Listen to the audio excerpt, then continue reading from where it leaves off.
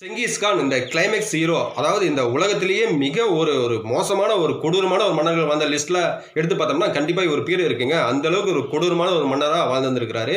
இந்த 12ஆம் நூற்றாண்டுல இவர் வந்து இந்த போருங்கிற பேர்ல இந்த பசிபிக் பெருங்கடல்ல ஆரம்பிச்சு இந்த வார்டிக் பெருங்கடல் வரைக்கும் அந்த நிலப்பகுதி வரைக்குமே ஆக்கிரமிச்சாருங்க. ஆக்கிரமிச்சு இந்த மங்கோலிய பேரரசு மிகப்பெரிய ஒரு சர்வாதிகாரியாகவும் வாழ்ந்து வந்தாரு. இவ்வளவு தூரம் கஷ்டப்பட்டு எல்லா இடமே வந்து சண்டை போட்டு போர் பண்ணி ஆக்கிரமிச்ச இந்த இடத்துல வந்து மக்கள் வந்து ஆட்சி செய்ய மக்களே கிடையாதுங்க.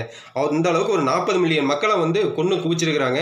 அதாவது இதோட எண்ணிக்கை எப்படின்னா, இந்த முதலாம் உலகப் போரை விட இந்த இரண்டாம் உலகப் போரை விட மிக அதிகம் அப்படின்னு சொல்லி இந்த வரலாற்று ஆய்வாளர்கள் சொல்லப்படுதுங்க.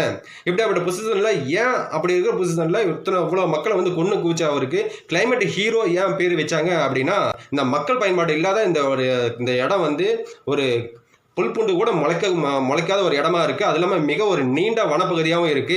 இதன் காரணமாக ஒரு சுத்தமான காத்து, ஆக்சிஜன், இதோடைய சூழ்நிலாம் பார்த்தோம்னா மிக ஒரு பூமியில் இருந்த ஒரு 700 மில்லியன் டன் உள்ள கார்பனை வந்து அழிச்சிருக்குங்க. இதன் காரணமாகவே அந்த இடம் வந்து கிளைமேட் ரியாக்ஷன் வந்து கொண்டு வந்திருக்கு. அதாவது இந்த கிளைமேட்டும் மாறி இருக்கு.